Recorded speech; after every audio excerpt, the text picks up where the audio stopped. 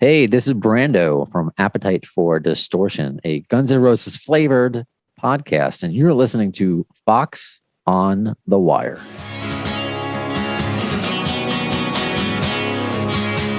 You're listening to Foxx on the Wire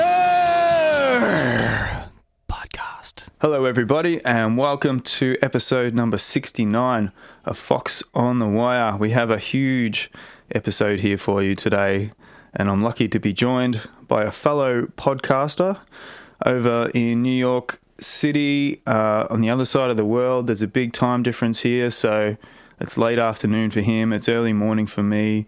We have Brando from the Guns N' Roses flavored podcast Appetite for Distortion. Welcome, Brando. You know, I've never used that term, but I'm going to use it now, Craig. Guns N' Roses flavored. Because, yeah, it's Guns N' Roses. I call it themed. I don't want to call it exactly a Guns N' Roses podcast because we go all these different areas. But yes, the area of today for User Illusion 1 and 2, it's going to be fun. So thanks for having me on. Appreciate it. Absolutely, man. I've been a listener of your podcast for a couple of years now, and you do an amazing job. You have amazing guests on, and I always love the questions that you put to your guests. And like you, I love everything Guns N' Roses, and yours is the perfect podcast to get different takes from ex-managers, and you've had Matt Sorum on, and even just aside to that, you've had Jerry Cantrell on there. So yeah, excellent job, man. And I love your podcast, and I'm stoked to have you on mine. So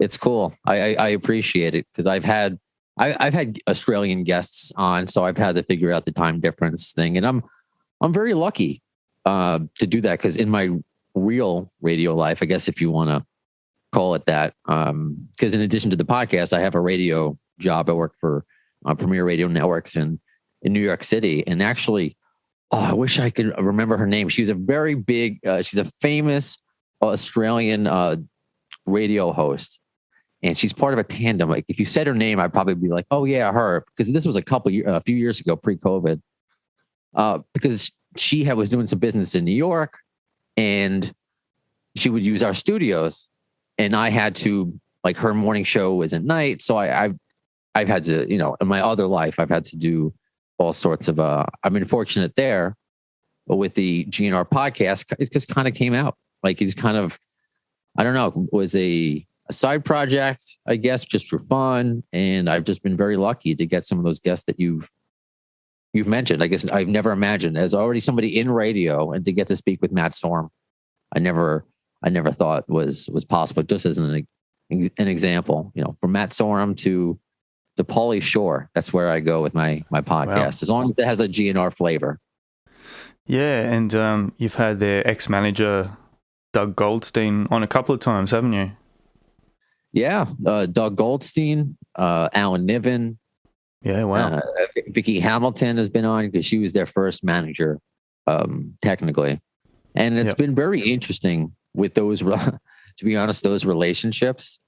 And I say that because I am not that kind of person. I don't know what people in Australia think of people in New York, because I've already made this joke, and you probably heard it a million times if you speak of anyone who loves The Simpsons. It's just the episode that runs through my head all the time. Homer going from Australia, America. So I have very stereotypical views of, and unfortunate, of Australians sometimes, because I grew up on Homer Simpson. So I don't know what Australians think of New Yorkers. I really don't have an ego like that. I'm like in therapy because I hate myself. I've been working on that forever. One of the reasons why I identified with and love GNR because of, Axel, him being in therapy. And so that's a whole other side thing. So, but when I got to speak with like Alan Niven, he just whatever liked me. And we got speaking about like mental health, and we did a whole episode about mental health and how he was really depressed when he got fired from Guns N' Roses. And it was after that I don't know who introduced me maybe to Doug Goldstein, how I came across him, but when I interview these people, like they've been asked so many of the same questions, and I don't know, maybe because I ask them questions about them as people and not just the salacious Guns N' Roses or drug, sex, and rock and roll stuff.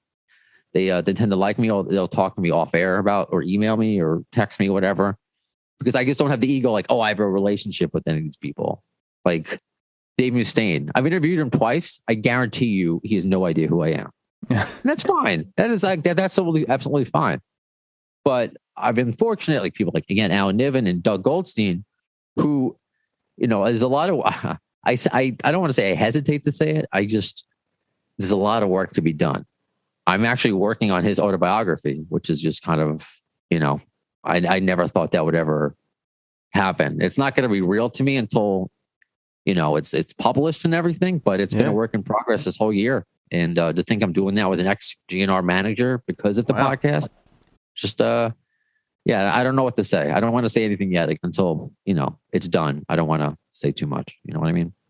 That's awesome, man. That's, these are big players, in the music scene, with one of our favorite bands, Guns N' Roses. So it's no small feat to just be able to have a conversation with these guys and get them on your podcast. I mean, they divulge things and they know things that many of us over the years, before podcasts came along, were dying to know. All we had were magazines and books and biographies and stuff. And Guns N' Roses is one of those bands that you're always hungry to see more, to find out more about the band members and such.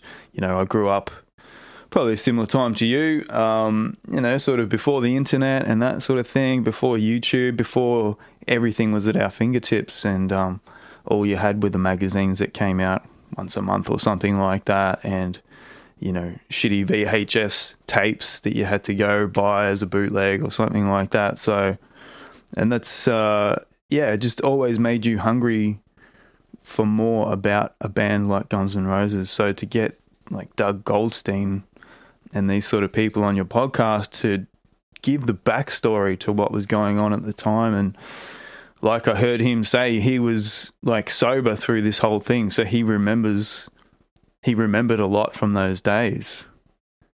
Yeah, it's very interesting, and I hear what you're saying. And by the way, how old of a guy are you? Because I think I may have underaged you, because you look 38. Oh, we're the same age, exactly the same age. I had a feeling we might be.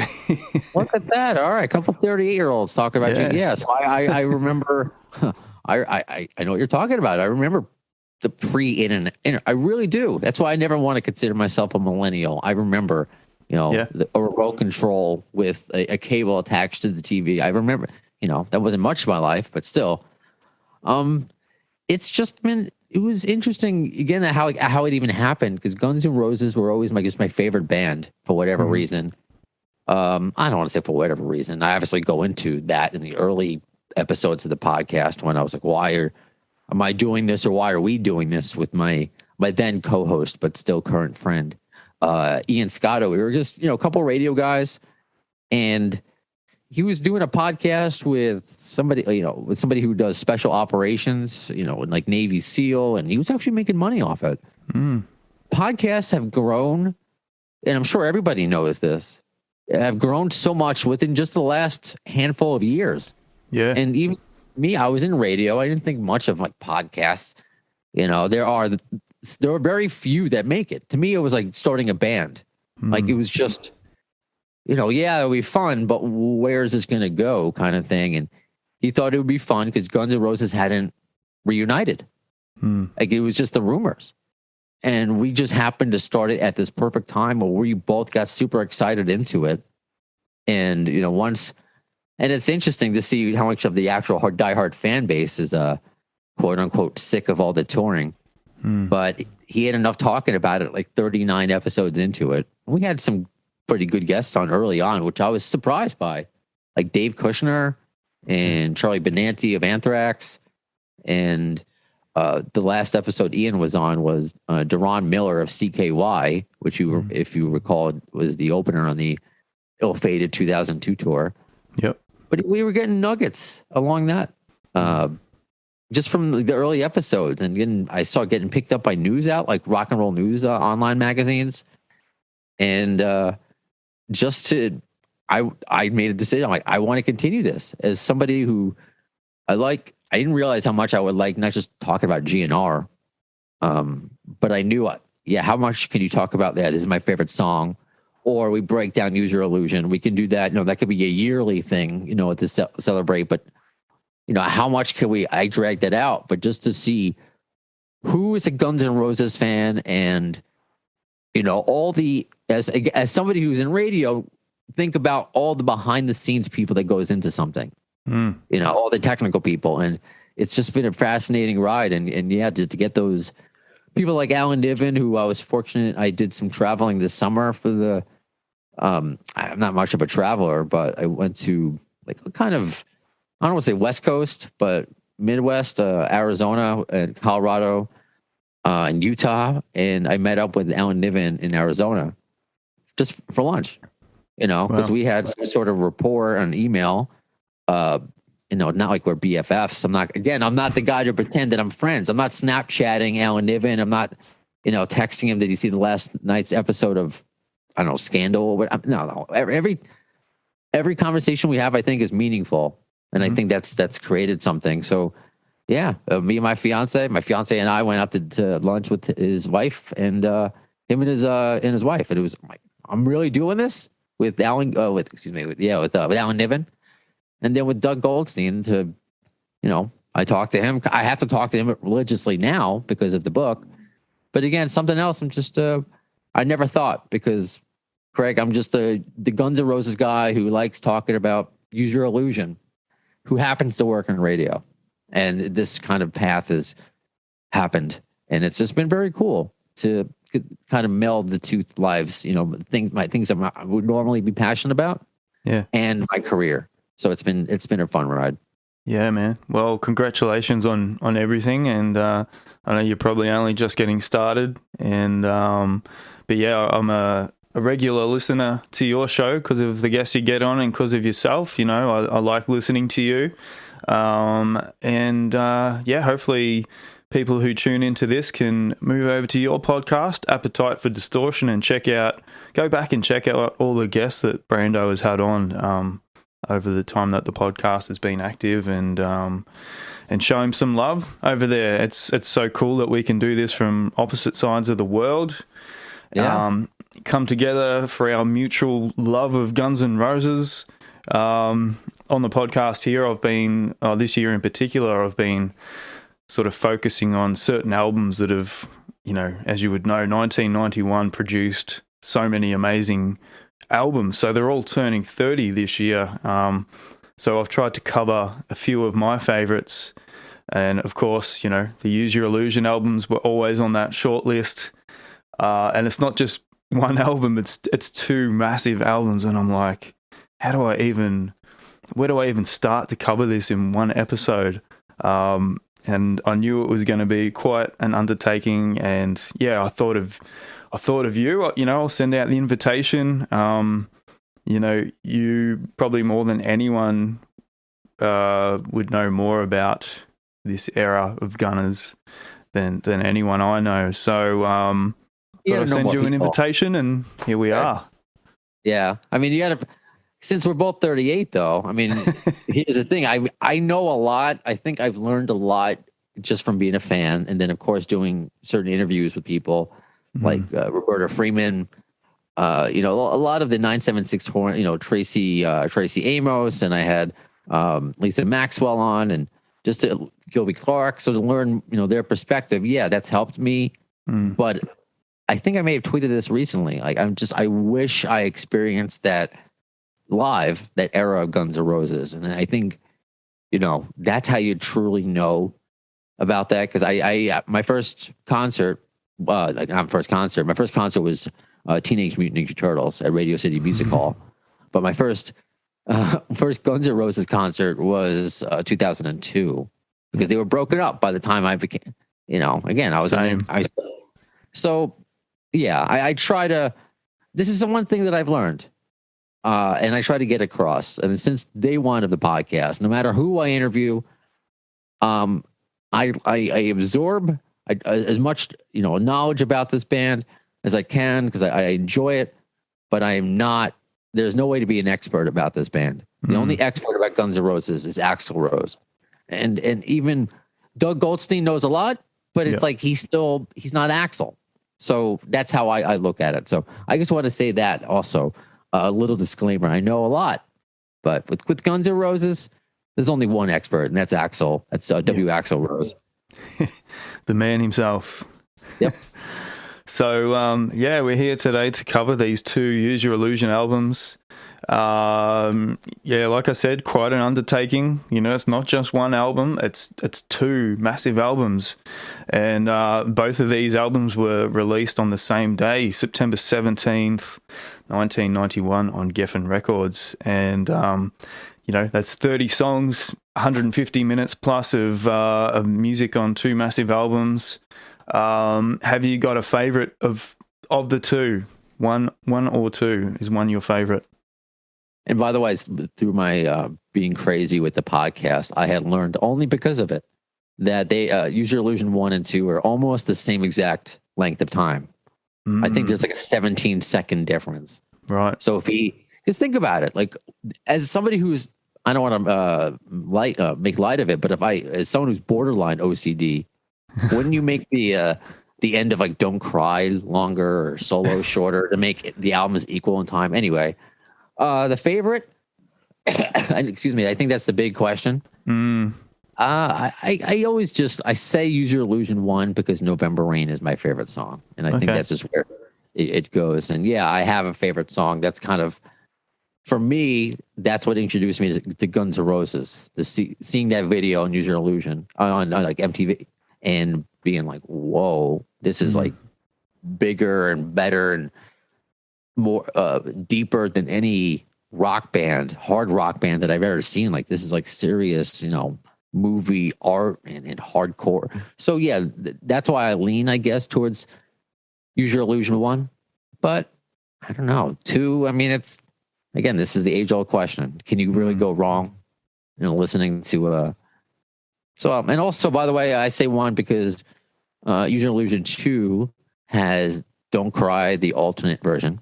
And I learned through polls on the podcast, I asked listeners that I apologize. I apparently offended people. I had no idea the amount of love that the alternate version of Don't Cry gets. Really? My view Interesting. is, yeah, because my view is, I don't know if it's the same as yours. I'm kind of lazy. I know Don't Cry. I don't want to learn it. I don't want to learn it again. I don't want to learn it with lyrics. So it's just when I hear the alternate version, my brain is like, wait a minute. It's just my chemicals start going crazy in there. So I don't know. That's just not. I like Don't Cry the first time. I need the reboot. And then My World. And I will say I don't want to hate on My World because you might have. I'm sure you have your opinions because it's the low hanging fruit to make fun of. But I want to give credit to who said it. But I want to take credit for the thought. But what if My World was like a prequel to Chinese Democracy? Like just because how weird it is. So and what was that song Axl released for that in 1999? Oh my God, for End of Days. Yep. It was kind of a prequel to that as well, maybe? Yeah. So it's like, it seems to be going like in steps, I guess, if you want to be all conspiracy theorist about it. Like if you're going to, put all the Guns N' Roses songs on like a bulletin board, a cork board, and you're putting strings everywhere to figure out which some fans, I guess, kind of do. But that's why I go with 1, mainly for November Rain. And I'm not going to show it to you now because it's on my back and I would have to take my shirt off. No offense. But it was my first tattoo. Some people ask because I have tattoos. Like, do you have any Guns N' Roses tattoos? Because it's not visible. I just have the boy writing in the book on my left shoulder blade. At some point, I'll get like a whole November Rain motif, probably just across my shoulder blades. I'm not jacked enough to get like my whole back, but just something added more to it. But that was my first tattoo because of November Rain. So that's the answer to my to your question, Mr. Yeah. Excellent. Yeah, I think I'd have to tend to agree with you. 1 would probably be my go-to. more than number 2, although some of my favourite songs from Illusions are on too.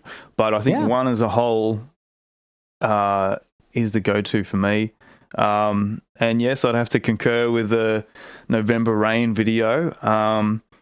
You know, I was getting into so much music at the time that I sort of discovered Guns as well. And I'm pretty sure from memory, like, we've got a music video show down here in Australia called Rage. And it's not like it used to be, but, you know, we'd tune into that late at night. And I remember November Rain came on, and it blew my mind pretty much. You know, it was just so much bigger than anything I'd ever seen. And even watching it now, you know, and I think it's up to a crazy number of, like, in the billions of views on YouTube, isn't it?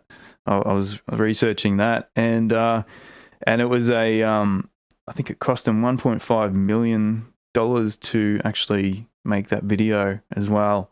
And it was worth every penny. But yeah, from there, I remember buying the Use Your Illusion albums from a friend of mine at high school, and I still have those copies, and, you know, naturally they're broken to shit. So yeah, I've still got those, and I just played them to death. So I'd have to go with one. And in terms of my world, I reckon in a way he was a little bit ahead of his time there. It had like an industrial sort of feel.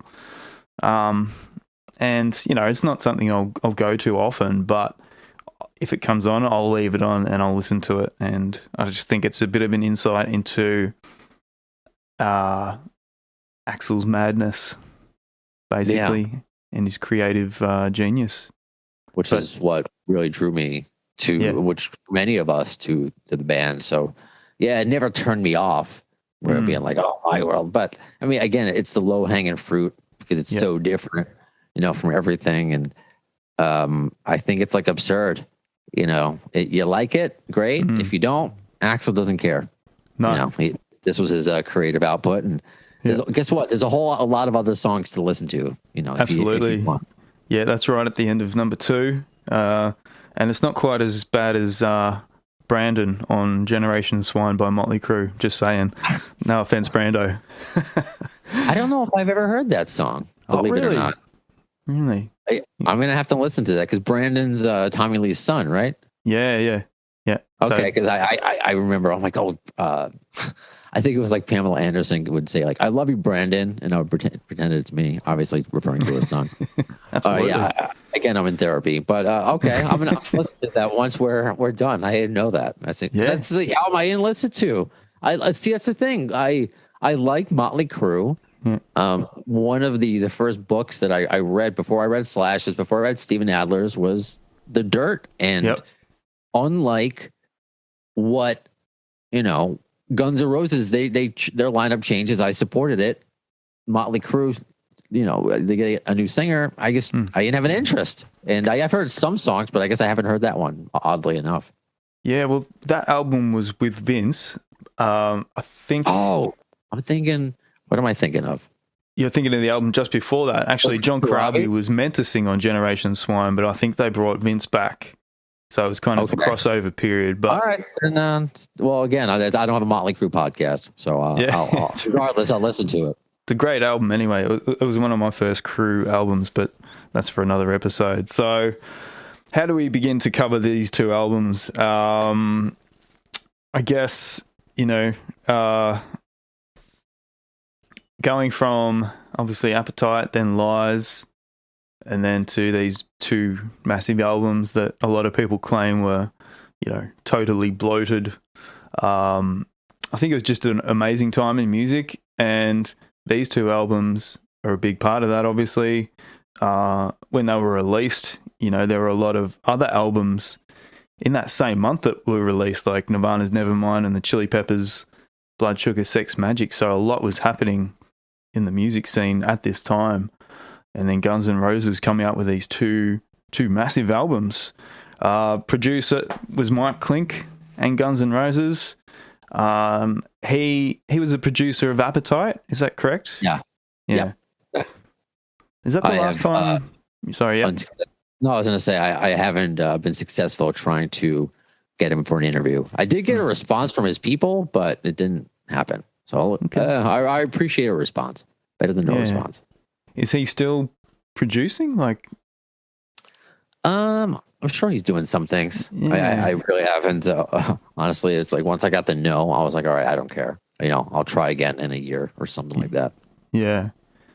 So these Illusion albums were recorded at A&M Studios in Hollywood, California. Now, a number of these songs were actually written in the early days of Appetite, but didn't make it to that album. So just what an incredible period. Like songs like You Could Be Mine, that was written, and Don't Cry. Even November Rain these were all written in the band's early days, but for one reason or another, they saved it for a bit later after Appetite. And obviously these two albums, they went on to tour the world for 2.5 years. Support acts included Metallica. Well, I don't know if I'd call them a support act, but it was a co-headline thing. Faith No More, Soundgarden, 9 Inch Nails, Skid Row, Body Count, Smashing Pumpkins. So it was just a massive tour that just went on and on and on and on, and all over the world. And I think it ended up somewhere in 1993. Was it South America was the last show, from memory? I think. It sounds kind of that I don't know off the top of my head. Yeah. So how do we tackle this, Brando? Should we go track by track, or should we? What do you think? Well, I mean, what's the end game here? Do you just want to say, just talk about each song? Do you, did you want to? Some people want to whittle it down. Because if you wanted to do that, I was just gonna say that I'm even with the previously mentioned My World and the alt lyrics of Don't Cry. I'll just say I don't think any of them should be cut down. I don't think it should be one album. People are like, it would have been better as one album. I disagree entirely for a variety of reasons.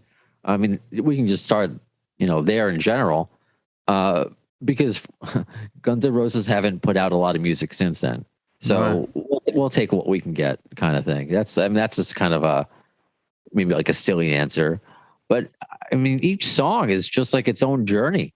Mm-hmm. Like before, having your phones in your car, to be able to just listen to anything at the Spotify or anything you want. To have both of those CDs that you showed before, and I know you have the records back there, but you wouldn't have a record player in your car. But Use Your Illusion 1 and 2 were the soundtrack of so many road trips. Yeah. The same thing with Live Era, but that's a whole other conversation too. But just that whole journey. And I wouldn't want to miss any of those songs. I mean, we could talk about, again, just me, maybe we'll get there, because there are ones I have like favorites and don't favorite, not favorites anymore, like Knocking on Heaven's Door, just being in radio here and Live and Let Die, hearing them all the time. It's just, again, that's, I don't know if you want to comment on that. Those are like, for instance, live, they're never going to cut them out, but I would prefer other stuff. I would prefer deeper tracks played, Breakdown, Locomotive. I mean, Perfect Crime. I don't know, Axl could do Perfect Crime now, which is, the guy is almost 60. It's not a, it's no slight to him. I mean, that's a ridiculous song. But when people said it's bloated, I just don't agree with that, because I guess it was being the same age. That's the Guns N' Roses. 1991 is kind of like where I really became cognizant of music, other than the Muppet Babies.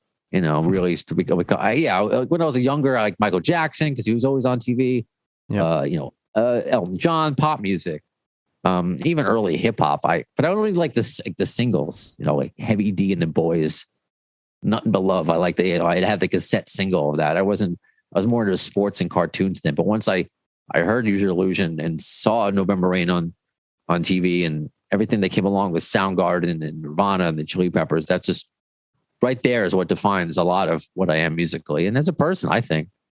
So when you have this double album, nowadays, when you think about it, what does that even mean?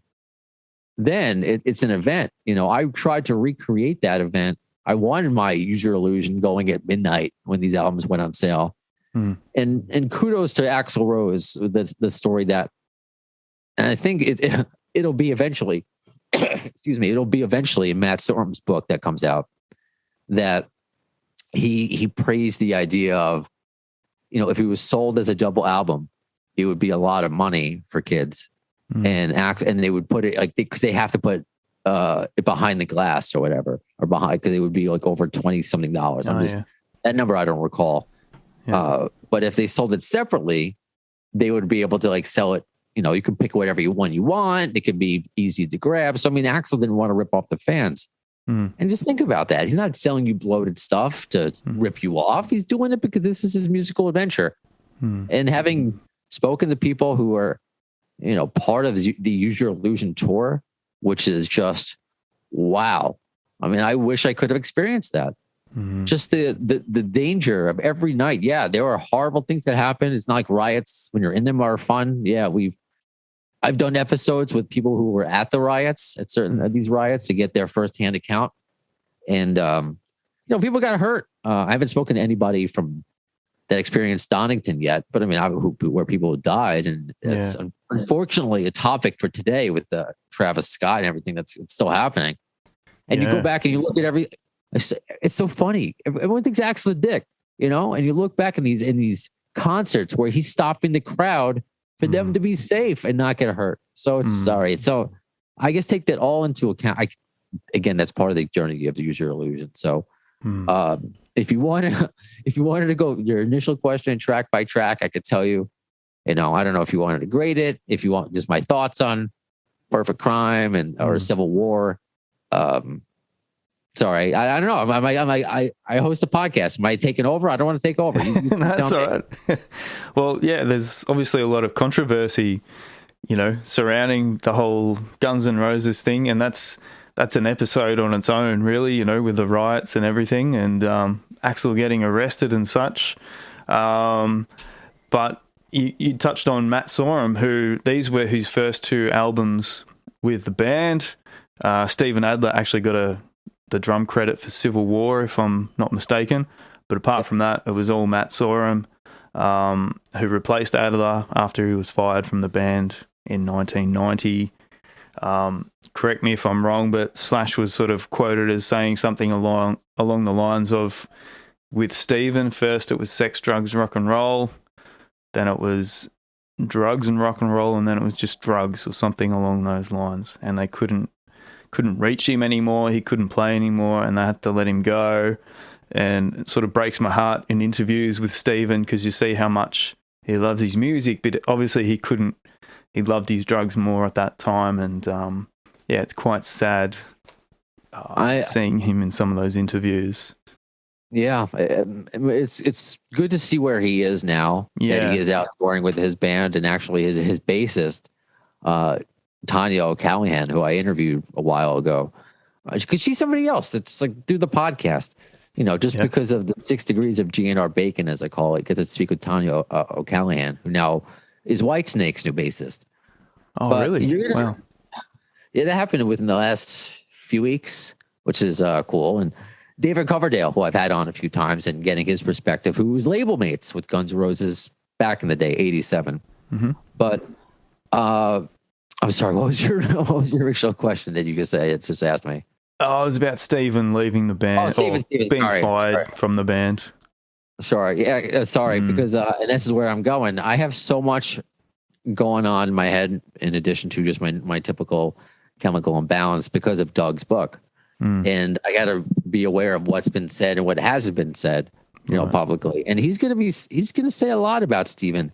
And he loves Steven. It's just Doug did a lot. He tried also to get him clean, and he talks about some of those experiences. And it just wasn't happening at that time. And it was unfortunate. It's great because it was scary for a while, even though the celebrity reality show, the Celebrity Rehab, which is just, come on, you're replacing one addiction for another. One is your drug addiction for your addiction for fame. I mean, shame on Dr. Drew for that. And Mike Starr was on that too, wasn't he, from Alice in Chains? Yeah. Is that the same show? I think so. Because I remember the guy from, forgive me, Shockey Shift, the guy from Crazy Town. Mm. Because there was a few people that died that were on that show. Yeah. So whatever. I don't. So when I see Steven now, and it's just, I know he wants to be in Guns N' Roses more than he. It's nice that he had those 2 songs, those 2 appearances. But I don't know. I don't know what it is, and it's no slight to Frank Ferrer, who's been on the show. He's a really nice guy, fellow New Yorker. I don't know. Maybe still deep down, he's like, shit, I could have done it. But then you wouldn't have Matt Sorum, and you wouldn't have the Illusion Records like they are. So, at least they're all around, and hopefully he'll be included more in the future. I don't know. It's just a shame. It's just that part of it is a shame. It could have been worse because they all could be dead. Honestly, they all could be dead. Absolutely. They're all still here, thankfully. Yeah. Because Slash and Steven grew up together as friends too, didn't they? Yeah, they did. They grew up in, I don't know, they didn't go to the same, Fairfax High School. Or Steven went to a different high school, but in that same area as Fairfax, because Slash went to the same high school as basically almost the entire Red Hot Chili Peppers, like the original lineup of the Red Hot Chili Peppers, which is just incredible, that they Slash and the Chili Peppers went to high school together. And Lenny Kravitz? Where did Lenny Kravitz fit into the picture with Slash? I thought that too, but then I saw something contradicting that maybe he went to a different high school. I don't know. He may have been there for maybe like a few semesters, but it's that same. I think so. And that's something else too. You read different stories, and as much as I try to be as knowledgeable, I won't use that word expert as I mentioned because only there's Axl. You hear contradicting stuff, even from the band members themselves. So you try your. And at the end of the day, this isn't rocket science, and you need the right answer. But yeah, it's I'm just glad he's healthy, and they're all healthy. They're all alive. Yeah, absolutely. Even Izzy. I know Rick Richards saw him like 8 months ago. He told me from on the podcast who was in the Juju Hound. So Izzy was in Colorado as of 8-9 months ago. Well, yeah, there's an elusive figure, Izzy. He was obviously an integral part of the band. He wrote a lot of the songs, or at least had a part in most of the songs on the Illusion albums. Yeah. And but he left the band in, I think it was November of 91. And he just had enough, and he was trying to get sober, or he was sober, and it was hard for him to be in the band. Yeah. With the rest of the guys, so he left. But yeah, he's a very interesting cat, Izzy. He's one of those guys that are pretty elusive. You don't know much about him, you don't know where he is, and then but yeah, very interesting character, very, very talented, and he had a big part in these albums. He did. It's the interesting thing when you I can't imagine if we went to these shows live to see Dustin Bones and 14 Years performed live, not with Izzy, because those are really Izzy-driven songs, and they're part of Guns N' Roses, and that's what Guns N' Roses is. They're being mysterious and elusive, and it can be frustrating at times, lack of information, but yeah, from what I know, Izzy was sober. It was very hard to stay that way with the rest of the band. He never really wanted to be in a famous.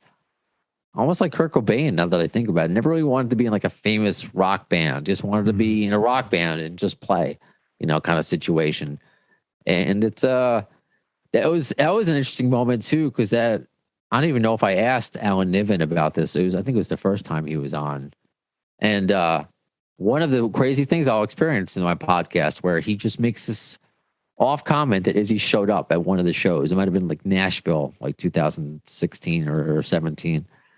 One of the first reunion years, but then it turned back around, saw something he didn't like and turned back around. And that made like news everywhere. I saw it on Australian sites. Oh, shout out, by the way, to Tone Deaf. That I know that's an Australian.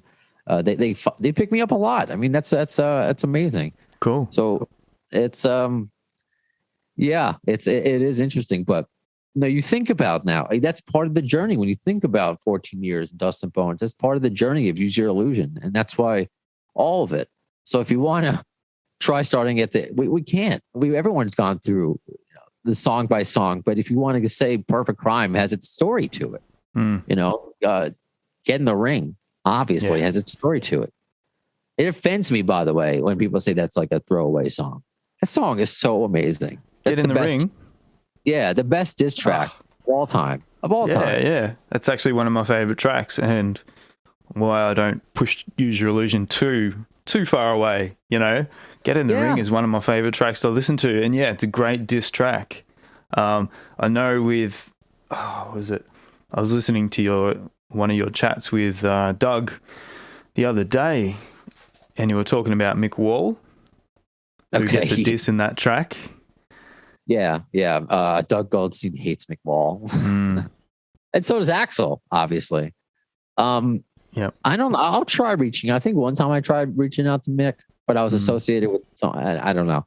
I'll try again. But from what I hear from Doug hates him, so it's like, do I want to reach out to Mick, thinking like everything he says, according to Doug, it's just full of shit, and then I don't want to. I feel like I've already pissed off Guns N' Roses management, not on purpose.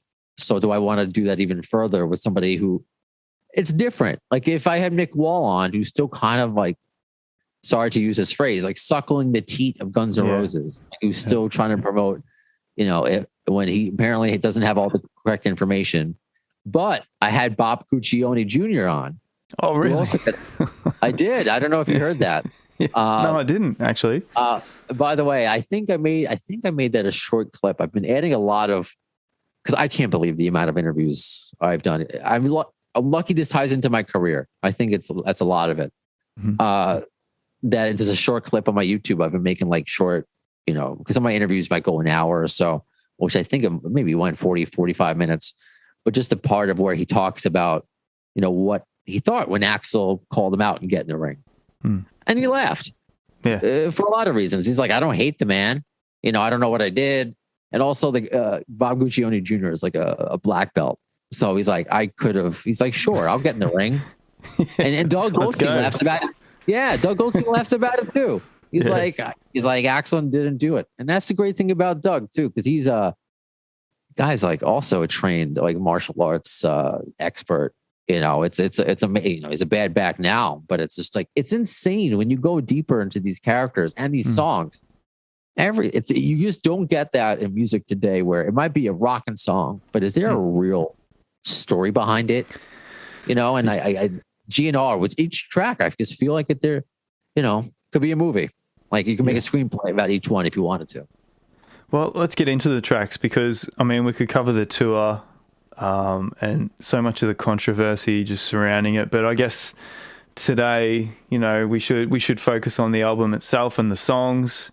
And then, maybe in another episode we can cover all the juicy goss surrounding the actual music. So Use Your Illusion 1 kicks off with Right Next Door to Hell. I love that song. It's just a straight up rock song. And I think I read that Rose wrote this about his neighbor at the time, who accused him of clubbing her in the head with a wine bottle or something along those lines. So there's a little, like you said, there's a story behind every song. So exactly. I don't know how true that is. According to Axl Rose, that's true. That actually did happen. So that's kind of part of it. And that was one of the songs I was thinking of when I mentioned stories behind it. Yeah, it's just a rockin' tune. It's just a perfect marriage to what, Appetite for Destruction was and what Lies was before you got really Use Your Illusion-y, if I can coin a phrase. So I thought it was just a really great way to kick off the record. Yeah. Record. And I love the Axl FU as it goes into Slash's solo. Perfect. I love that stuff. The same anger and same Slash that, if you were waiting for it, I don't think you would be disappointed. If you heard that for the first time, putting on the CD or putting in the cassette, you know what I mean? Yep, absolutely. Yep. Dust and Bones is up next. Great tune, one of my favorites. That's an Izzy tune, who's also on the main vocals. Again, going into Slash's solo, just fucking gone. Beautiful, love it. It's got a great sort of swagger. That song, I love it. One of my favorites. that was when you really knew you were in for the journey. Yep. You know, with Dust and Bones and an Izzy fronted song. It's like, okay, what's this? I got to sit back. You know, I got to sit back and enjoy this. This isn't all going to be right next door to hell. This isn't all going to be, you know, what Appetite was. This is going to be a journey, and I love it. And so I think I've enjoyed that song as I've gotten older, and really appreciated it more as I've gotten older. You know, with 38, whatever. But yeah, no, and it's a fantastic song, and it's one of the songs that really defines the time period and of that band, and then the sound of the record.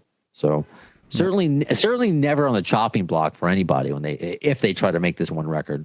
Yeah, which we'll do at the end of this, won't we? We've compiled a list of, if we had to break it down to one album. It's not easy, but just touching on Dust and Bones again, growing up as a young man listening to these songs, there was one line in this song that resonated with me in particular. Sometimes these women seem to rip you right in two. That's always resonated with me, but we'll leave it there. Live and Let Die is up next, which is obviously a Wings cover. This was the first version of this song. I heard this one before the Wings version, so it was actually hard for me to go back to the original after hearing the Guns version. I love the Guns video of this song, you know, just them in their live setting, you know, just live clips. I think it's got a good energy, and I enjoy hearing it live. Good song, good cover. What do you think? Oh, it's a great cover. Yeah.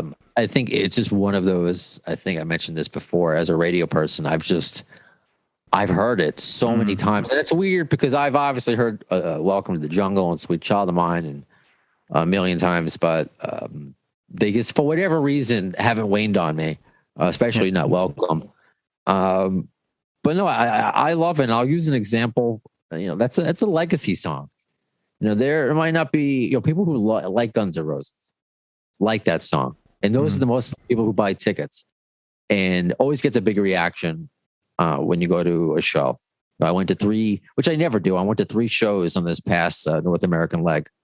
And it just always gets a major reaction. And including from my fiance, she, you know, her Guns N' Roses is Dave Matthews.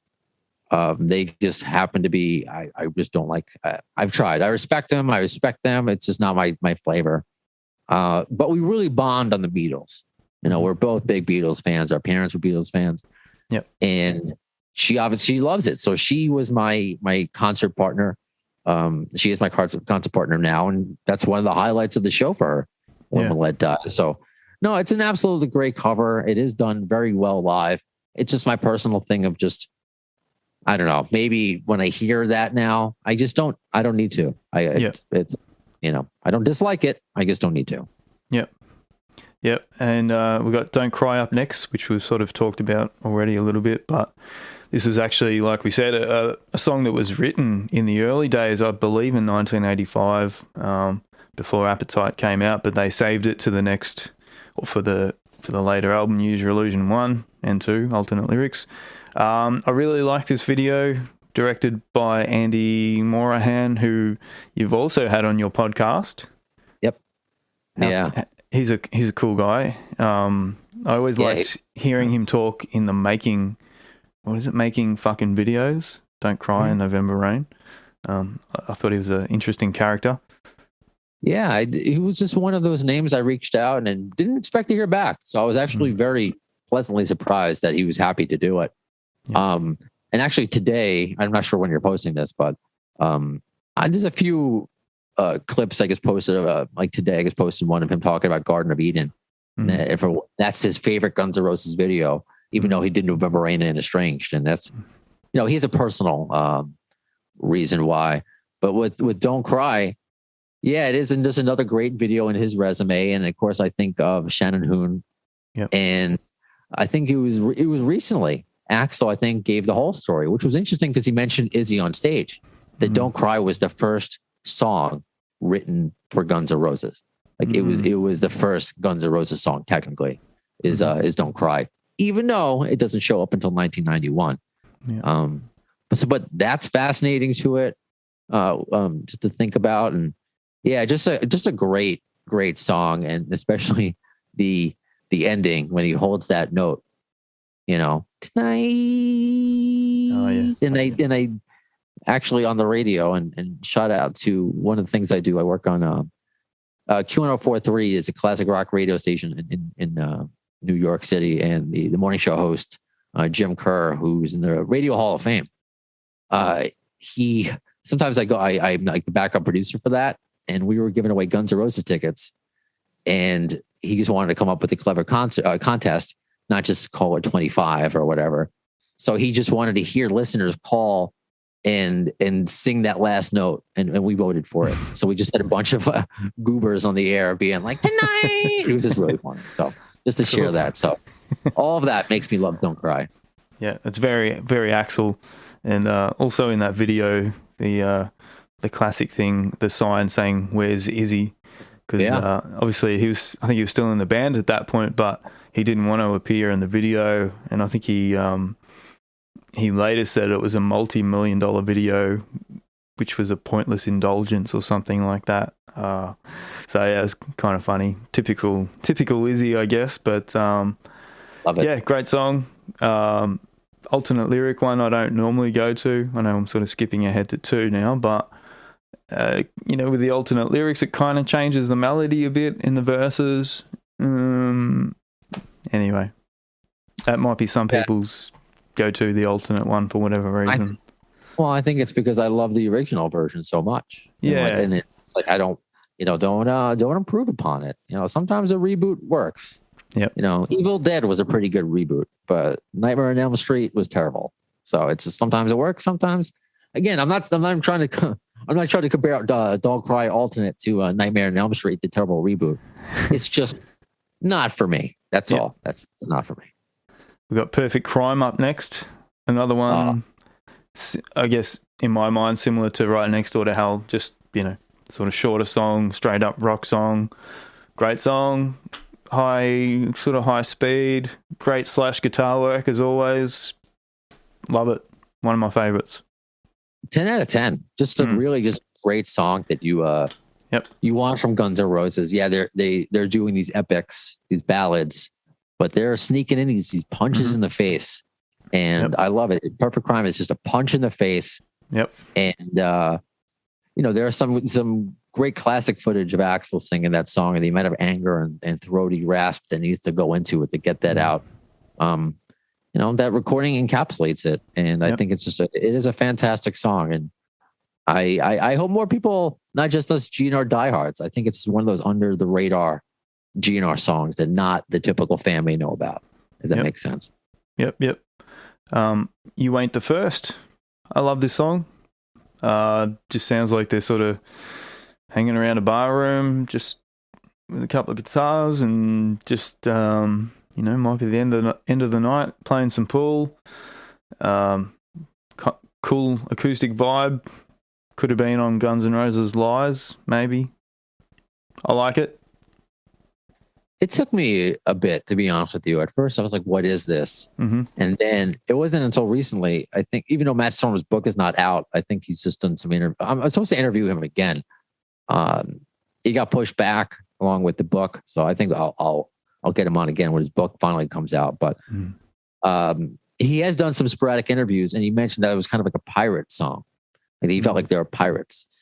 And that made me like it, like more so. Now, like it's interesting. I never disliked the song. It was just one of those. Isn't an epic ballad, where I can really lose myself and think, and maybe this part to rock out to, or it wasn't just like a Perfect Crime where you just rock out to it. It was just like an intermission song, kind of. Like it was like okay, like what's going on here? But it wasn't until recently when Matt Sorum was like, "No, this is us as pirates," and that was kind of what Use Your Illusion being on the tour was like, being like a pirate. I'm like, all right. Yeah, you need a pirate song on Use Your Illusion. So I like it now. I like it more so. I like the fact that we get a bit more Duff in that song. You can sort of hear Duff in there. And it's just a really cool laid back intermission song. That's a good way to put it, I guess. Sure. And fits well on the album. Yeah, it's a nice again, just to go from Perfect Crime to that, it's just it's part of the journey, you know. And then that I love it. Yep. And then you got Bad Obsession up next, which is it's a big song, really. And a friend of the band, West Arkeen, and I think Izzy, this was their song, I believe. And also featured Michael Monroe from Hanoi Rocks on there. Yeah. Michael, it was like episode 90, so like a while ago, came on the show and was talking about recording that. And You Ain't the First, I believe you also did as well. Mm-hmm. But yeah, it's I mean, I think that might be the number one song I want to hear live that I haven't heard live yet. Mm-hmm. Bad Obsession. I really fell in love with it when I watched the I don't know if they're in your collection, the Tokyo tapes, the DVDs. Yeah, and the actual tapes. Yep. Yeah, so I had the DVDs, and just to, I guess, think about, I don't want to think about Axl and red tiny short, bicycle short. That's what I guess I think about it, whatever, and the red blazer. And it just seems like it's a fun song to sing along to. It rocks. The lyrics are awesome. Yep. You know, Bad Obsession, absolutely one of my favorite songs off the, you know, just from them in general, I think, is Bad Obsession, just so underrated and, you know, not from Guns N' Roses fans. Guns N' Roses fans love Bad Obsession, but, you know, again, sometimes I can't help but think about the radio listener, the average person, you know, goes to, I would go to a concert and you hear Sweet Child of Mine being played. Oh my God, Sweet Child. Yeah, they're going to play Sweet Child of Mine. Calm down. But that's the majority of Chino fans, I guess. So you've seen Guns fairly recently. Are they still playing Bad Obsession live, or they've dropped that from the set list? Bad Obsession? I don't know if I've heard. Did I miss? I don't know if I misspoke there, but no, I haven't heard it live. Right. That's the number one song that I want to hear live. Right. So gotcha. So no, that hasn't been added. I want it to be. I think Dizzy Reed, when it goes out with Hookers and Blow, does it. But that's about it. But no, I hope next they're not gonna. I don't know when next time they're coming to North America, they got to go see you guys first. You know, and they get announced dates in Mexico, and so I just hope it gets added to the set list at some point because I love it. Bad Obsession. Yeah, and I still remember it from those Tokyo VHS tapes, and that it was great. I loved that was one of my favorite songs. I think, you know, because of seeing it live on those tapes, and still sounds good on the album. So that's a tick from me. We've got Back Off Bitch up next. Another great rockin' song. I know there was a bit of controversy surrounding this one with Axl's lyrics, I think. Another great solo from Slash, and I believe this was a Axl and Paul Huge song that they wrote quite a few years before in the early 80s. I don't know if I'm correct on that. Yeah, we don't know if it's Paul Hughie, Paul Tobias, you know, whatever his name is, but I'm trying to remember what episode it was, because it was an early song for Guns N' Roses. And we spoke about Fairfax High School, but Marcel Circus, who went to high school with Slash and, you know, Flea and all them, and she remembers, you know, Axl reading her the lyrics to Back Off Bitch, like on a bed, believe it or not. But some people I think that's one of the songs that comes up for people to cut. I don't know. I like it. It's just nice, you know, the badass Axl, what he does with his voice, you know, bitch. You know, I like the way he plays with his voice on that song. You know, so it's another song. I don't know. I'm not cutting out. I'm not cutting out. I don't know what you're going to force me to do, you know, later, but I'm not. I don't want to cut it out. Yeah, no, it's a good. I like it as just a solid rock track. It's got a great Slash solo in there. I mean, Slash is all over all of these songs, but, you know, some I sort of favor over others, and Back Off Bitch, I think that's a fantastic solo. And Axl does so much with his voice in a lot of these songs. Like, he's using a lot of different parts of his voice, and if you really listen to a lot of these songs, there's so many layers in his vocals, and it's sort of stuff that only he could pull off, I think. So just I can only imagine the time he would have spent in the studio perfecting all this stuff and getting it right, and he just would have absolutely obsessed over it. So Sure. Double Talk and Jive is up next. Probably one of my favorites, and this is another Izzy song. And I believe he played the solo, Izzy, at the end of this song. Not the classical guitar part, but the electric solo at the end. That was an Izzy solo. Yeah, probably one of my favorite tracks live as well. It sounds heavy live. As we talk about a head and an arm in a garbage can, I got the cops going across. I don't know if you heard the sirens going off here. That song might be my favorite song to hear live now. That is so good. You know, just the I still, from those Tokyo tapes, I add the home fuck. You know, the two home fucks. You know, it's just man, it's just fucking. It's such a rockin' song that pumps you up, and the outro with Slash is great. It's just a nice, which we'll get to. You know, it's kind of the two sides of Guns N' Roses within one song. You know, in your face, and then nice and almost orchestral like. And then Slash, of course, in concert takes that to Godfather theme or some Hendrix or we'll take it other places. But love Double Talk and Jive. Yeah, Godfather theme on those Tokyo tapes was always one of my favorite moments of the show. Absolutely loved it with the gold top Les Paul. Fucking absolutely idolized Slash because of those videos. I watched them every day after school, and it really inspired me to start playing myself. So I couldn't guess you played with those 5 guitars, 6 guitars behind you. Well, good for you. I wish I had that musical talent. So good for you. He inspired me too, but I really that's when I realized I gotta be on the radio. I'm the rant Axel.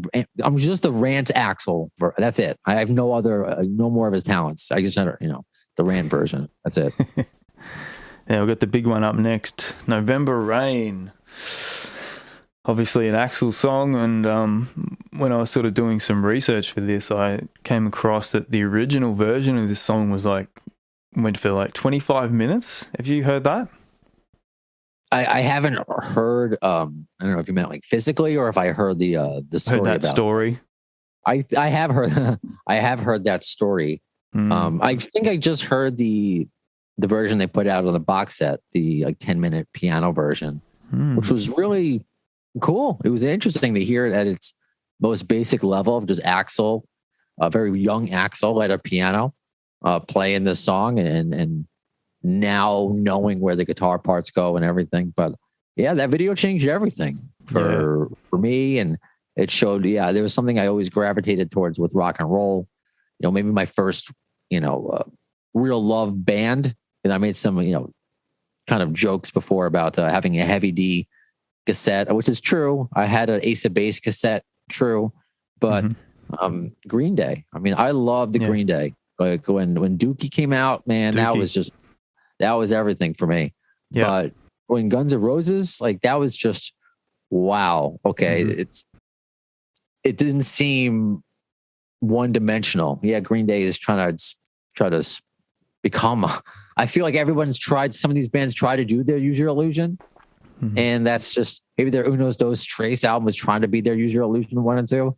It just doesn't match up. It's just with November Rain, it was just special. Everything with the video was a story. It was my favorite movie almost coming on, in addition to my favorite song. So yeah, it's I mentioned about my first inspiration, my first tattoo. So yeah, this that's more as much as anything else. The reason why I'm a Guns N' Roses fan is that song and video. Yep. And yeah, like we mentioned earlier, it's just hit 1.7 billion B with the B views on YouTube. That's a long song too. That's people. Yeah. So yeah, people talk about was the recent thing that Taylor Swift did like a 10-minute song on SNL. I'm like, go listen to Coma. Shut up. Yeah, all right. Absolutely. Now, just with the November Rain video, was that based on a short story by Del James, who was a friend of the band? A short story called Without You. Is that what the video was based on? Yeah, it says so even the beginning of the video. It lets you know. Yeah, and Dell's a cool guy. I would love to get him on the show, but he's pretty responsive on Twitter. Yep. But yeah, just to know that Axl was able to take that vision and kind of his story and put his vision spin on it and what it became. All these different things. Whether it's like jumping into you can do a whole episode about that, jumping into the cake. Who is that guy? Stephanie Seymour, what happened to her? Did she get COVID? That's not really. But so there's a lot of things. It's just, again, every song on here has its own. You can do a whole episode on every song. I know. Really. Yep. And that's why, I thought, how the hell am I going to fit these 2 albums in one episode? You got to do it. You got to do it. Try it. You got to do it. We're getting there. On the news, they got to have 2 minutes to talk about this. 2 minutes. So I don't know. You got to get a buzzer or something. Now, the next song is arguably my favorite song. Oh, no, I can't say that. It's one of my favorite, The Garden, featuring Alice Cooper. Also written in the Appetite Days with the help of West Arkeen. And I believe Shannon Hoon did some backup vocals in this, and it's got one of my favorite Slash's solos in this song. I just think it's a ripper solo, and there's just something really sort of dark and sinister about this song. It's absolutely one of my favorites. What do you think? Absolutely. Same thing, the same feelings, because it really encapsulates both sides of Guns N' Roses, where, there's a dark side to it, but if you look at the lyrics, it's just like, wow, like it's just taking you on this intellectual kind of journey. And to have Alice Cooper be on it, I was fortunate to have Alice Cooper on the podcast to talk about that song and how it came to be. Wow. It was just like so random, like at 3 a.m, kind of thing. And hey, can you record this? Because they were out on tour together, and and having Andy Morahan also who I believe also directed that video as well. So it's a great song. That tint of what he does with his vocals on that, much like a Back Off Bitch. It's just I like what he does. That's why they're my favorite band. It's not the same song every track. No. It's not the same singer every track. But it's not like he's trying too hard to be different. It's just all within his pocket, and he's taking you along for this ride. And it's the Garden is part of that ride. So it's fantastic.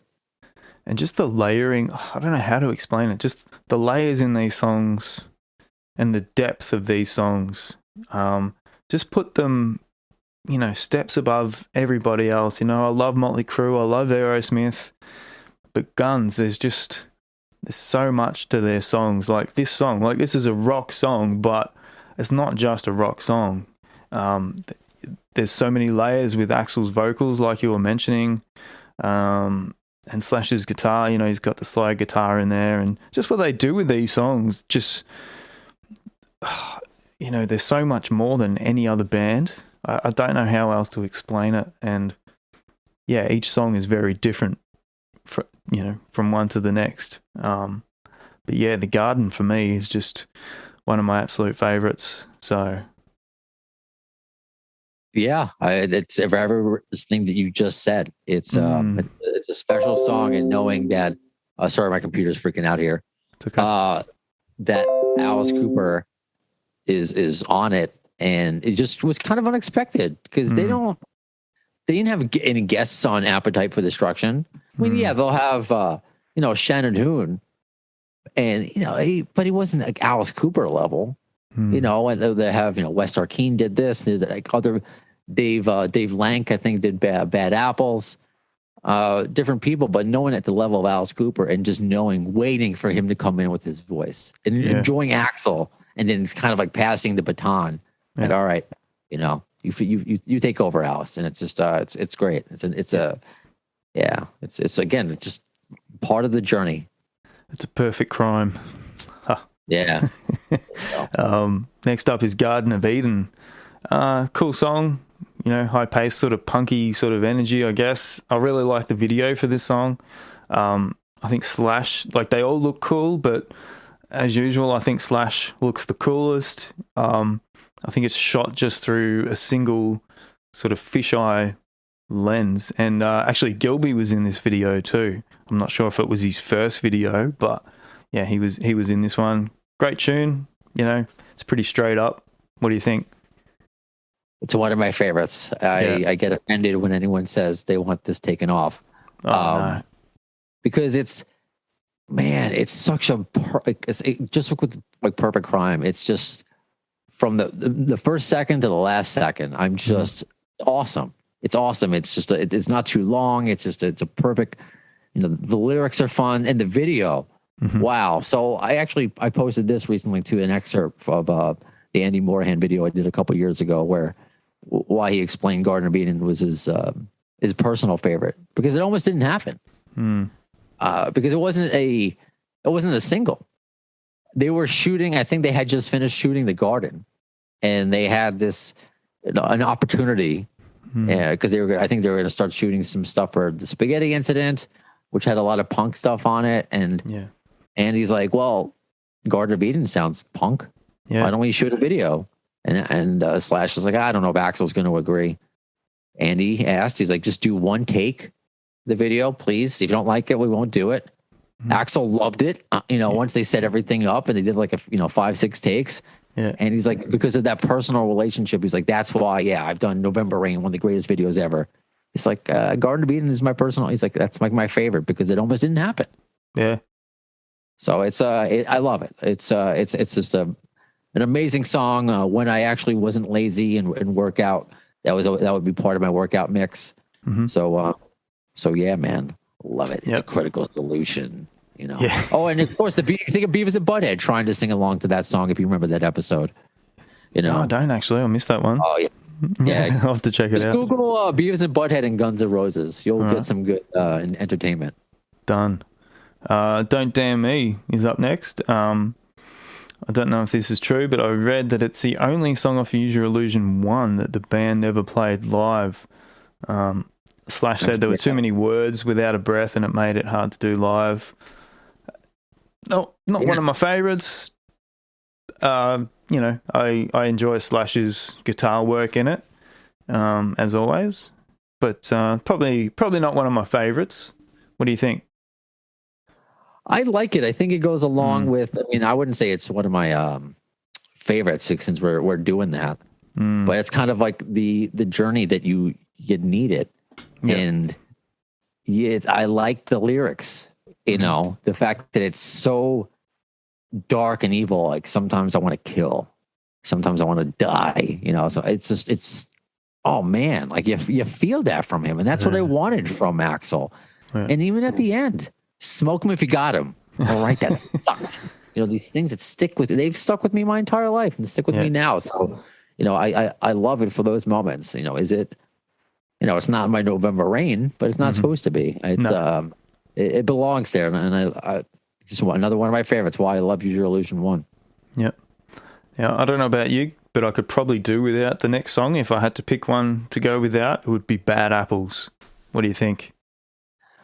I like it. I'm not trying to be too much of a homer, but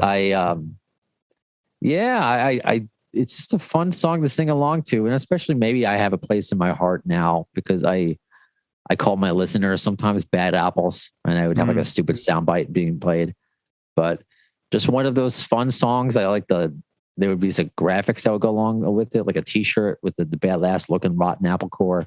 It was like it's one of those fun songs as part of the journey that I never skipped. No, and I like that. It wasn't too much, Bad Apples. I don't know. I thought that was a cool title of a song. All of that. Well, it was actually the only song on Use Your Illusion to credit the 4 remaining original band members, Rose, Slash, McKagan, and Stradlin. So there's an interesting little tidbit for that song. Dead Horse is up next. I really liked the video for this song, kind of for the same reason I liked the Live and Let Die video, just all the live footage. I just think it had a really good energy and a little bit of Axl guitar playing at the start there. I think it's a cool song. It's got a good energy. It's a good rock song. And I believe Mike Klink got the credit for the Nutcracker at the start of that song. Axl plays guitar. I mean, that's what makes that special. Yeah. Right. Yep. It's funny. He doesn't play it. I don't know why. It's interesting. Obviously piano. I mean, he's the front man, but but why? Why just that? But whatever. It's a really cool song. I'm glad that they have brought that song back live to perform that. That's been a nice, special treat for us fans dying for some deep cuts on Use Your Illusion. But yeah, I think that I got to be in a mood for that too.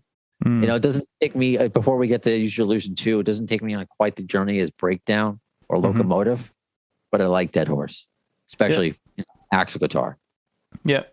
I like it too, and I think it definitely helps watching the video. Just sort of makes that energy a little bit higher and makes you like that song a little bit more. I think that's just my opinion. And then the big epic finisher for Use Your Illusion 1 is one of Slash's Baby's Coma, a 10-minute masterpiece, really dark sort of sounding song, and definitely one of my favorites, I've got to say. What do you think? That might be the journey of all journeys, Coma, and the fact that they do that live, which I think was like as a favor to Slash, or like as like a thank you to Slash or something, because he loves playing it. Yeah. Yeah, I think when I was younger, I just really didn't quite grasp it. I'm like, wow, like what is this epic piece? Like it almost was, just a lack of a better analogy, like almost like dream theater. Like I'm like just like, what is this kind of thing? And I liked it, especially Axel. I'm like, what the fuck is going on? Yeah. God damn it! You felt that. Yes. Absolutely. And the way it keeps going, and you hear the women in the background. Axel, all you want is XXX, and all. These things are just great. Are just great in addition to the actual piece, and I think that was one of the harder songs for Matt Sorum for the band to play, the band to record, because of all the arrangements with that. So that's a special one. That really is a special one. And tell me that you couldn't make a screenplay about Coma. I mean, come on, there's a story there too. So just a fantastic, and I think that's like one of those low key underrated favorite songs of for Guns N' Roses fans.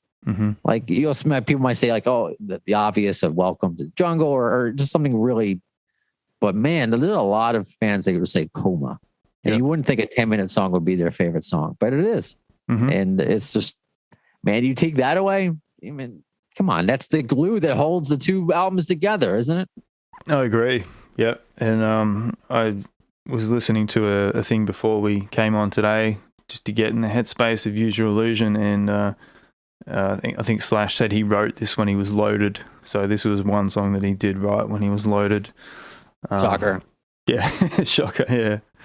No, one of my favorites, man. And yeah, what Axel does, with all these little extra bits in there, just tops it off. I think tops off the musical masterpiece. So great way to finish Use Your Illusion 1, and then we move on to number 2, and we start off with one of my favorite tracks, Civil War, which I believe Steve Adler actually got the drum credits for this song. Massive song, great wah solos. I believe this song originally appeared on the 1990 compilation Nobody's Child, Romanian Angel Appeal, which was a charity album released in July of 1990 to benefit Romanian orphans. It was compiled by George Harrison in response to concerns raised by his wife Olivia Harrison, who had visited Romania. So that's, I believe, this song featured on that among many other great tracks. I didn't know that until researching this album. Okay. But so great tune. What do you think? And sadly still culturally relevant. Like it's just still so, on the money. What's so civil about war anyway? Yeah. It's a legacy song. It really is. It shows that this rock band, without being too preachy, I think really just showed how intelligent they were. They'll do the It's So Easy's or I used to love her, but I had to kill her. But this Civil War, I mean, just She's what buried right in my backyard. yeah. But just what a legacy song of just what this band is, of just not just a great hard rock band, but just a smart one.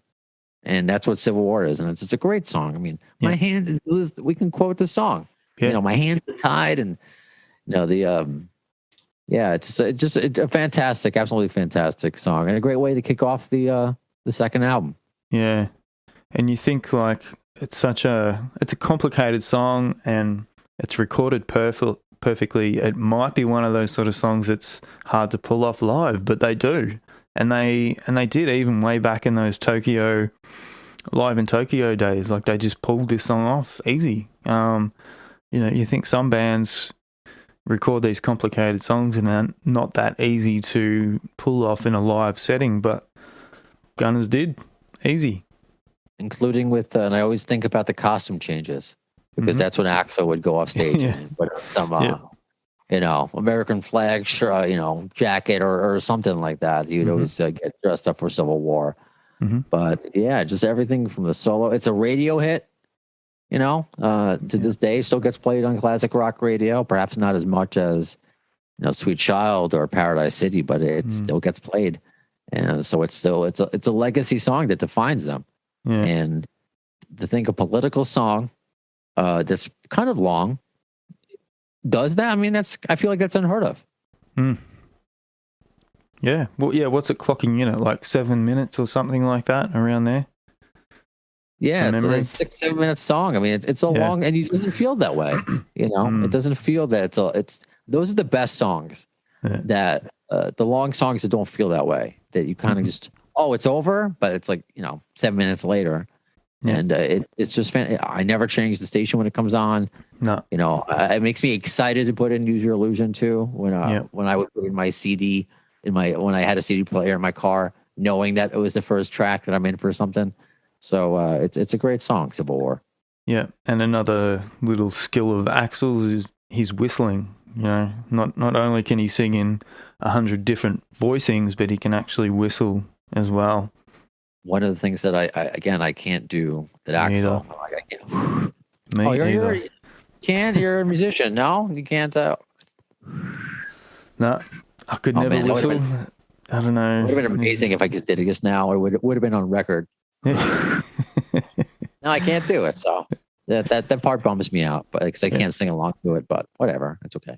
It's all right. I'm with you.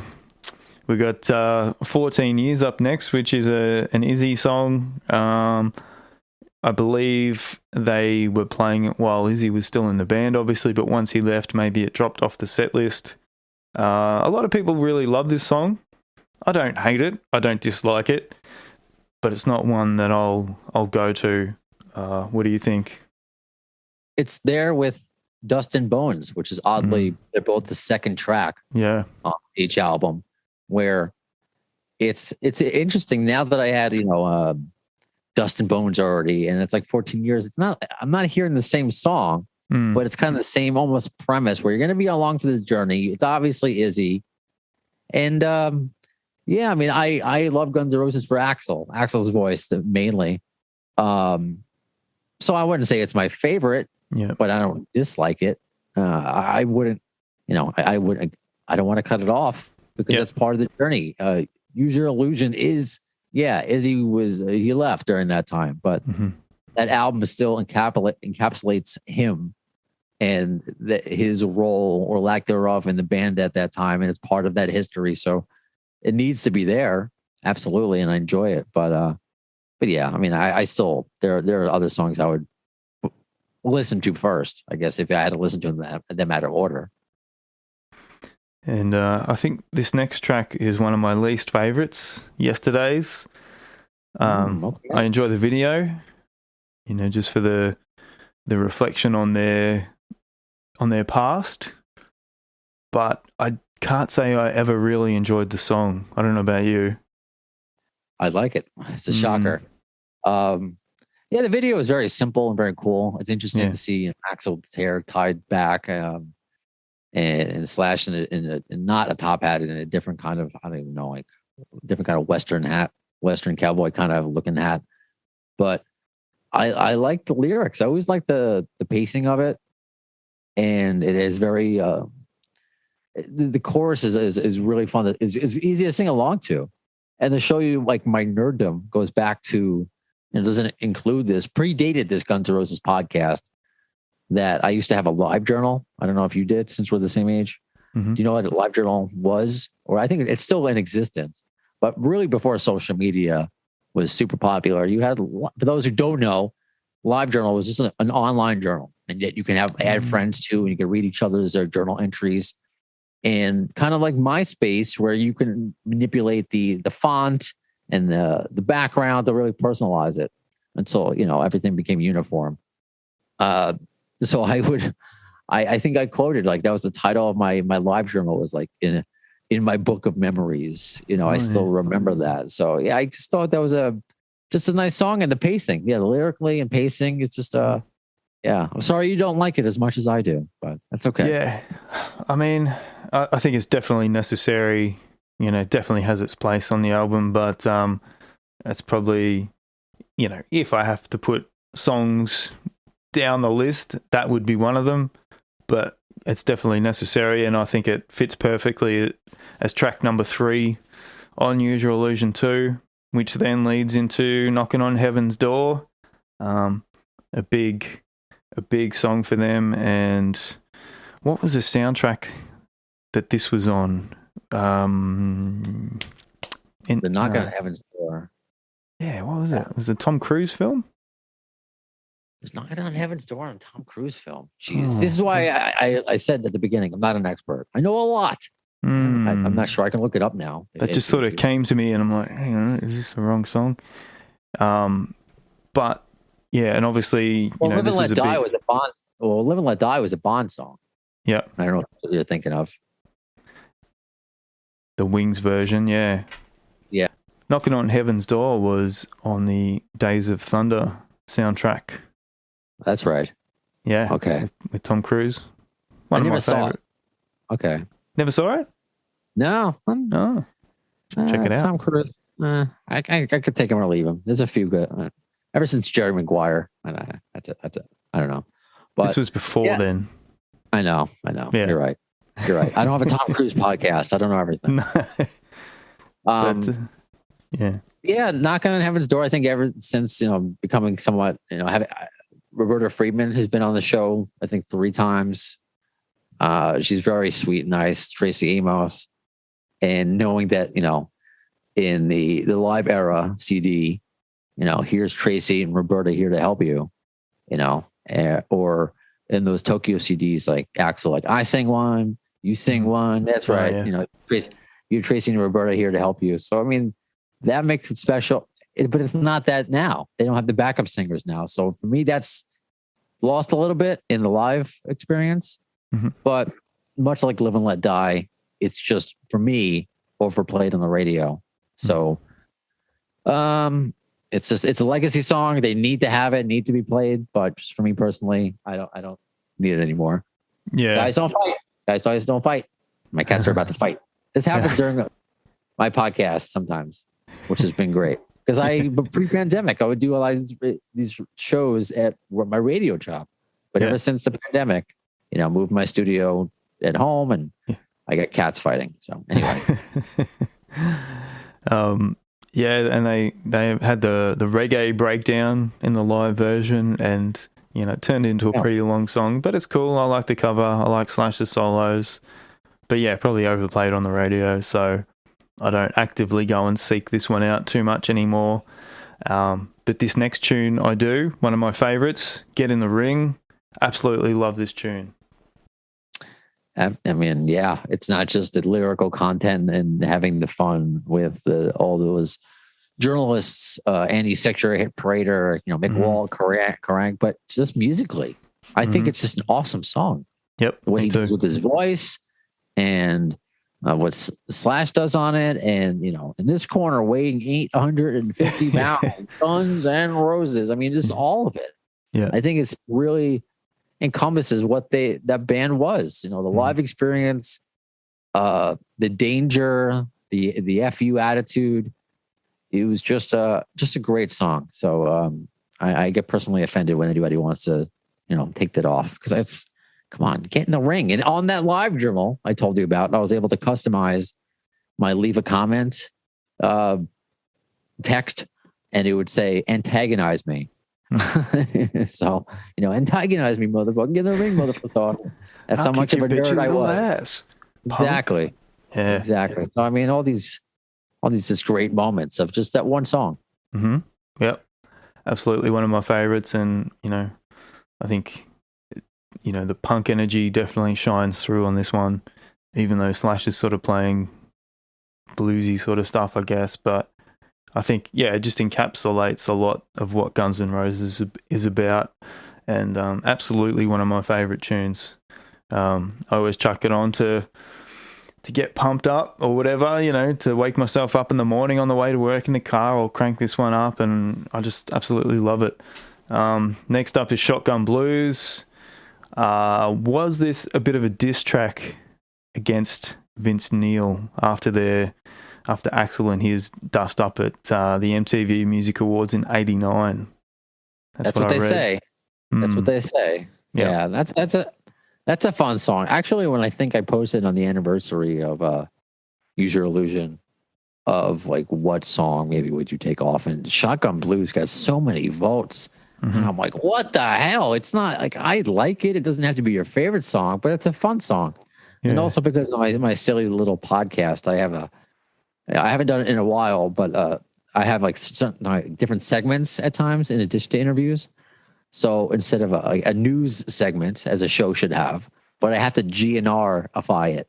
So I would call it Shotgun News instead of Shotgun Blues. Perfect. And so that stupid, terrible joke also has helped me endear that song more so to me, because I don't know how many episodes you've listened to, but yeah, it would just be the soundbite, the introduction to the news segment would just be the short clip of the song of Shotgun Blues, and just instead of blues is me just saying news. Like it's terrible. It's terrible, but that's my sense of humor. Yeah. But it makes people laugh, and now I can't help but think of that when that song comes on. But prior to that, I liked it. It was just another great rock song on these two albums.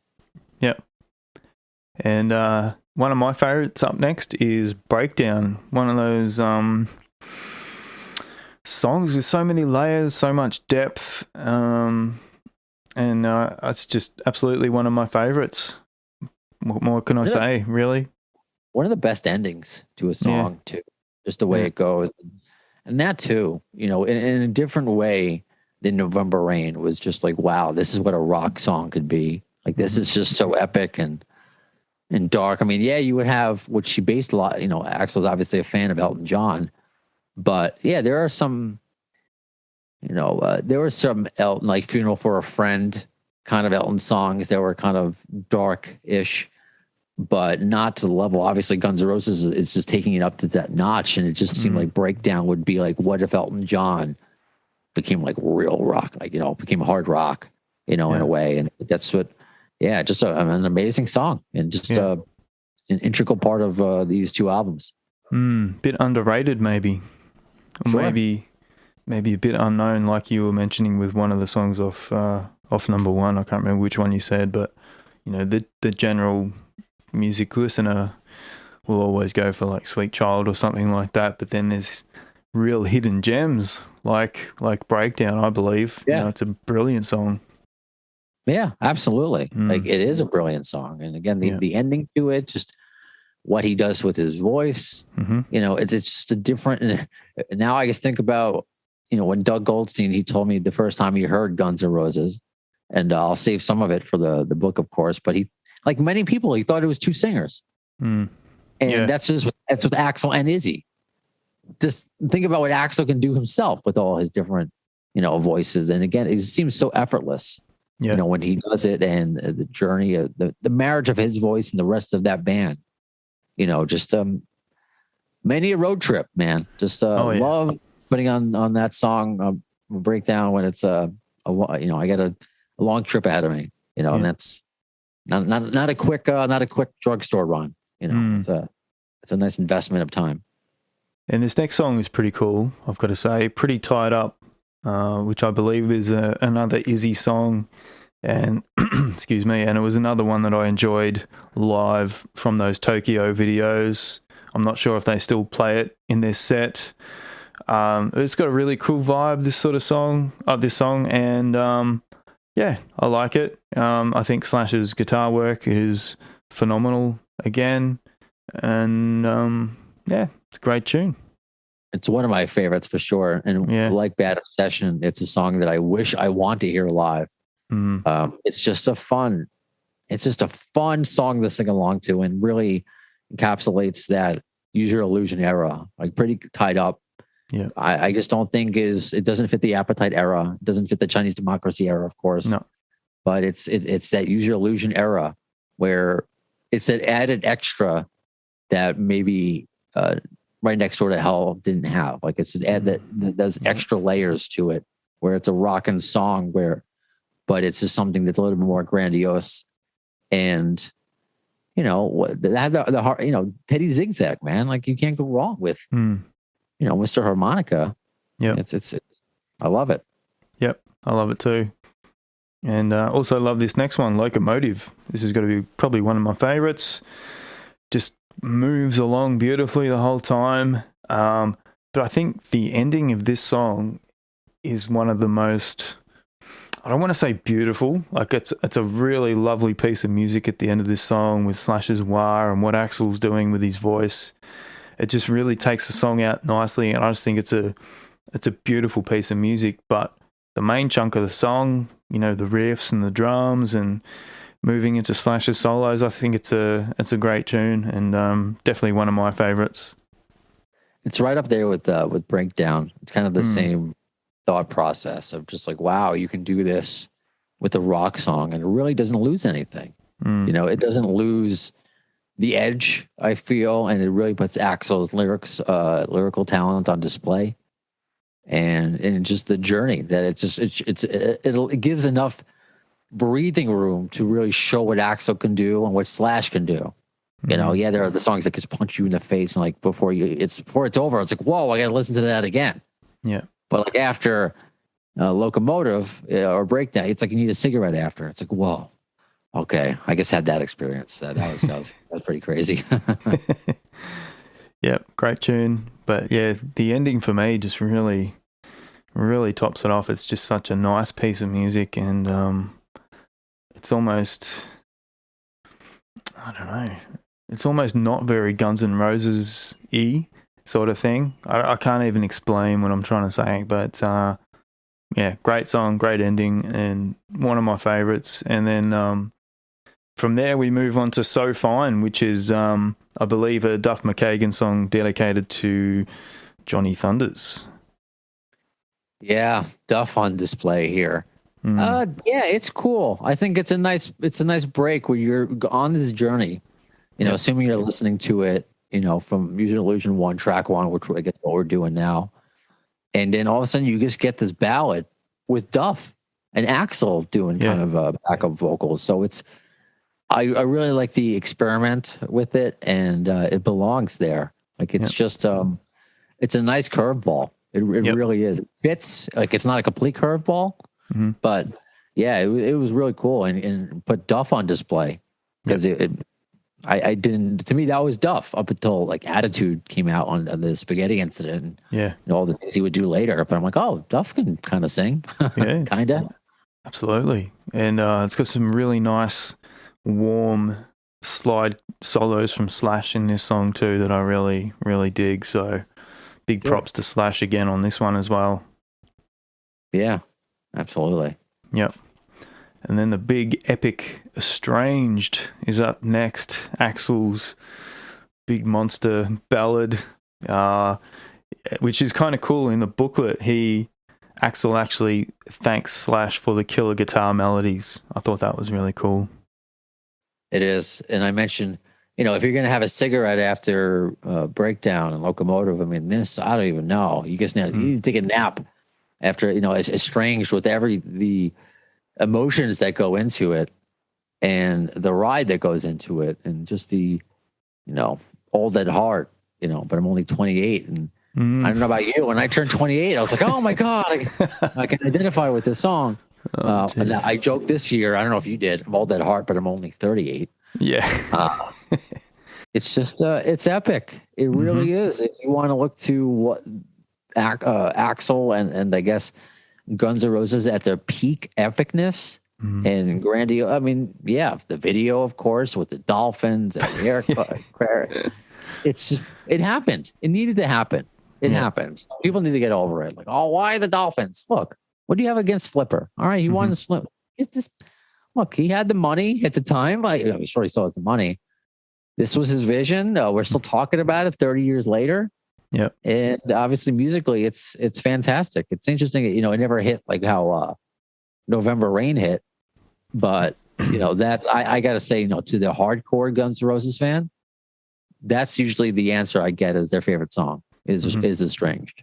So to the hardcore Guns N' Roses fan, that's probably usually more often than not, that's their favorite song. Yeah, it's I think it's one of my favorites. I can probably do without the video.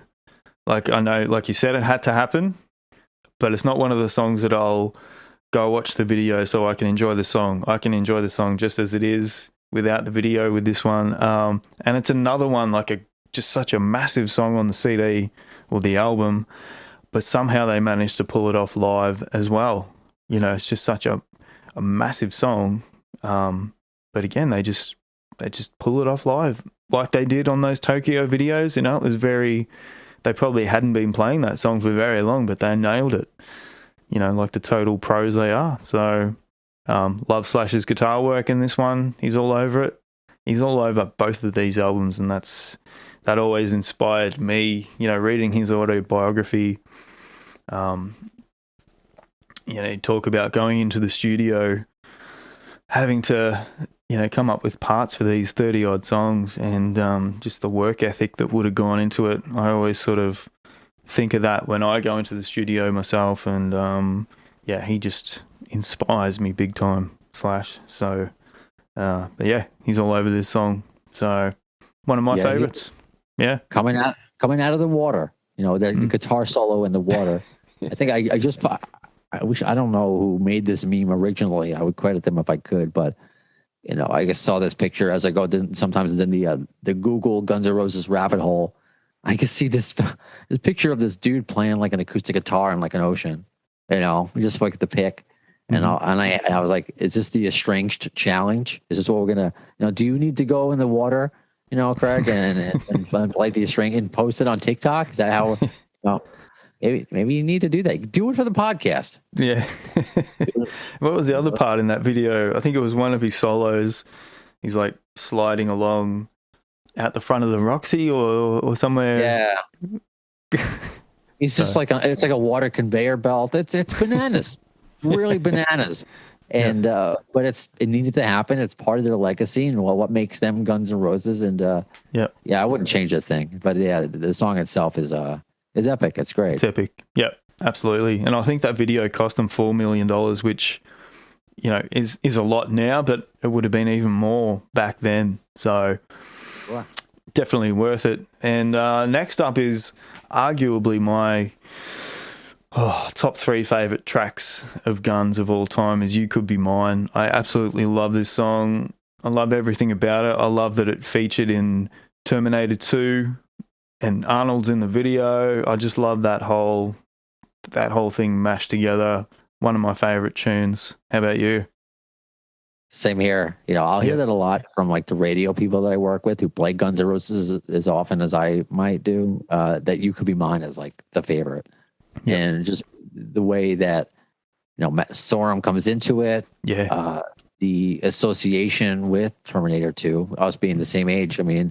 Yep. John Connor was the coolest kid, you know, and doing that was just made it awesome. And the fact that Arnold and Axl, I think, are friends, like actual friends. I think there was a picture, or at least they're like, you know, they're friendly acquaintances. I don't know if they, you know, they text each other, but the fact that a relationship came from that is pretty special. And the song is amazing. It really is. The ending, which I can never sing along to because it goes too fast, or I just I butcher it like the typical like karaoke singer butchers an original, but it's a special song. It really is. And yeah, that's a legacy song, man. That's just like if anyone tries to be like Guns N' Roses sucks, like You Could Be Mine. All right, fine. You Could Be Mine. Everyone, that's just, come on. That's like one of the best, outputs. Just think about that though. It's one of those. It could have been on Appetite, I think. Yeah. It fit that era. So I think it's for those who poo-poo the illusions of being too grandiose. They fall in love with You Could Be Mine. That's that song. Yeah, because it was written in the Appetite days, wasn't it? Yeah, I mean that's what I love about Axl, and it's interesting when people are complaining about the recent quote unquote new songs with Hard School and Absurd. Oh, they weren't written now. So many of the songs that weren't written when they came out. We already spoke about Don't Cry and November Rain, and so I mean this Axl, this is why he's Axl. This is why we're talking about his works of art all these years later. Why I've decided to dedicate a podcast to it. Yeah. Yeah, don't try and understand him. Just go with it. Axl's going to be Axl no matter what, and that's why we love him. So, but yeah, absolutely, You Could Be Mine. One of my favorite tracks. It's just a great rock song. I love it when it comes on the radio. And it's definitely a go-to for me. I'll make the effort to skip ahead and put that one on for sure. And then that one's followed by Don't Cry with the alternate lyrics, which we sort of touched on earlier. Take It or Leave It. It's on there, and skip it. Yeah. and I will say on my initial Use Your Illusion 2 CD, You Could Be Mine ended up being like scratched. So I always ended up skipping that song because it wouldn't play. Because whatever. Now I'm all digital, baby. So anyway. Yep. Exactly. Me too. And then closes with My World. So, and there you have it. You've got two massive albums full of brilliant songs, all very different songs. A very special time in music. Two albums that were very important to my upbringing, and they're still very close to my heart, obviously. And dare I say, you would say the same thing. What more can you say about these two albums, really? Absolutely, it's I kind of always feel that it's obviously two albums, but for me, it's one. Like you can't have one without the other, kind of thing.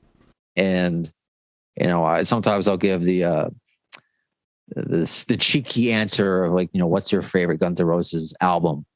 And I'll be like, well, what if it's, I guess, they Use Your Illusion in total, and just say that. But, if it's twice as many or whatever the songs as Appetite, Appetite could be the easy answer. But yeah, Use Your Illusion is that's what I say about it. That's why I mean I don't. If you want to cut these down right now, I got to plead the fifth. I got to say, like, even with the lyrics in My World, I don't want to take anything out. So I don't know. Are you holding a gun to my head right now? I don't see one. No, and I think the fact that they were released on the same day gives, it's more of a one album sort of vibe. It's not like they were released a few months apart or even weeks apart. They were actually released on the same day. So I tend to agree with you. It's a package deal. It's all good. You're going to have some favorites and some not so favorites like I do, but it's all part of the package. And absolutely love them. So, I just wish, as we said before, I got to experience that midnight, when they were released. So I think I actually didn't say I wanted to experience that with Chinese Democracy. So when I went to Best Buy, what was it, November 23rd, rather, because it's interesting. Chinese Democracy, Lies, and Live Hour are all released on November 23rd. Again, those are one of the meaningless details I've learned from doing the podcast. Yeah. So when I went there, November 23rd, 2008. In Best Buy, I'm like thinking there's going to be a line. No, there's no line for Chinese Democracy. No. I wish there was. I mean, I asked I asked the checkout lady, I was like, are people coming to buy this record? Oh yeah, some people have been buying this record today, but it wasn't like those videos you would see them out lined up outside of Tower Records. Yeah, but whatever. At midnight. At midnight. So I didn't get that experience, but regardless, it still had a profound effect on my life. So yeah, I love looking at that sort of footage. I think the same was, with the Black Album by Metallica. Just seeing everyone lined up at midnight, just like I wish I could have experienced that too. That was just such a special time in music, and now we just have to open our phones and open Spotify and your new album's there, which is great, but this was a different era as a music fan, and and this song, even though with the huge sales, it was actually, I think it was banned from Walmart and one of your other main stores there on its release, but still managed to sell, what it did. So just goes to show how big the band was at that time. Nothing was going to stop their success. No, and I'll just say that I think it's amazing. The artwork always grabbed me. The artwork, the original painting by Raphael, the School of Athens, what it's called. All of the, the philosophers, the great philosophers of our time, Socrates and Plato and Aristotle, and that's why I got that tattoo. That one, which I believe is just a student writing down, and just to highlight that student, and that's what just the deep meaning to that, the levels. It was more than any other rock band, more than just we have a cool cover, but just wow, to learn about that, so that's what also another thing I can say about these two albums, or one album if you're going to be cheeky like me. Yeah. Well, thank you, Brando. I really appreciate you coming on to the podcast. It was great to have you on and help me break down these two albums. I mean, we could go on for days, literally talking about the tour and everything that surrounded the album. And maybe we can do this again at some stage and go off in a different GNR direction. But today it's about celebrating the 30th anniversary of these one brilliant album package deal. And please, everybody tuning in, go and check out Brando's podcast, Appetite for Distortion. He has some really great guests on there, and he does a great job. And I really thank you for coming on today, Brando. It's been a pleasure to talk to you, and I really hope we can do this again at some stage. Yeah, no problem. I definitely appreciate it. So if people want to follow at the AFD podcast on Twitter, I mean, I'm on all the social media, on all the, not TikTok. Oh, screw that. So I'm on Facebook, Instagram, YouTube channel. So, I mean, like I mentioned earlier, I have some lengthy interviews, but I've been starting to put some like bite-sized fun clips, like to hear Alice Cooper talking about the Garden, to hear Bob Guccioli Jr. talking about getting the ring, in these 2-minute bite-sized clips are fun. And in the future, because in addition to just interviews, I've had fans, plenty of fans on the show. And what I started doing, especially in the pandemic, were show reviews. So when Guns N' Roses tour Australia again, I'm going to put it out there. I want Guns N' Roses fans, Australian Guns N' Roses fans, they give their review of Guns N' Roses when they come down there, just to talk about the show and the good time that you had. And I'll do, because I know they've had a big history in Australia, with some epic concerts, and maybe do an episode dedicated to that. Yeah. Many different ways to take it. So, and I definitely appreciate it. And I will just say this because it's in my head. Have you ever seen Pulp Fiction? I know it's totally random. Yeah, not for a while, but yeah. Okay. And this is a compliment. You look like the actor that when they took Uma Thurman when she was overdosed to the house, and you could see, I can't remember his name. Eric Stoltz. Eric Stoltz. There you go. Yeah. I've had that before, actually. All right. I think it's a good thing. He's a good actor. He made out with Gigolo and Anaconda. So good for you. Yeah. Well, I've had David Spade before, so I think I'll take the Eric Stoltz one over that one. So thank you. I appreciate that. No problem. You just made me think of Gunners Australian gigs, I was going to do an episode on the infamous Calder Park show where Skid Row opened. You probably would have heard about that. I think it was in 1993. Yeah. Yeah, like there's so much surrounding that gig, so maybe we can join forces again one day and cover that show, because that's a really interesting moment in time, and it was a massive gig, and there's a lot of people that have got personal experience with that one, so I'm going to put it out there. We can chat off air about that. Sure. That's been one of the great things about the podcast is talking to Guns N' Roses fans all over the world and getting different perspectives, and just it's as exciting as if I experienced it. So let's talk about that, because that's something. There are plenty of great Guns N' Roses stories that don't necessarily need to come from Guns N' Roses themselves. We need the fans to have great Guns N' Roses stories. So I want to be a platform for that as well. Yeah, absolutely. And you are. So I thank you for that. And I encourage everyone to go and check out Appetite for Distortion. We better let you go, Brando. Thank you very much for your time, mate. It's been a pleasure to talk to you, and I hope we can do it again soon. You got it. Good day, mate. We'll work on that. Thanks everybody for tuning in, and we'll catch you again soon for another episode of Foxx on the Wire. Thank you very much.